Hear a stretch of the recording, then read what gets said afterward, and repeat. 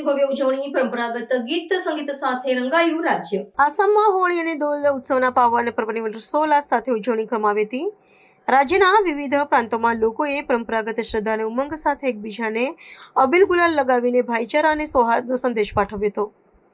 આસામમાં હોળીના પર્વને દોલ ઉત્સવ તરીકે પણ ઓળખવામાં આવે છે, જેની ઉજવણી મંગળવારે સમગ્ર રાજ્યમાં પરંપરાગત ઉત્સાહ સાથે કરવામાં આવી હતી। ખાસ કરીને પારપેટા અને મજુલી જેવા સાંસ્કૃતિક કેન્દ્રોમાં આવેલા સત્રોમાં ભક્તોની ભારે ભીડ જોવા મળી હતી। શ્રદ્ધાળુઓએ ભગવાન કૃષ્ણની પ્રતિમાઓને પાલખીમાં બિરાજમાન કરી ભક્તિમય ગીતો અને નૃત્ય સાથે સરઘસ કાઢ્યા હતા।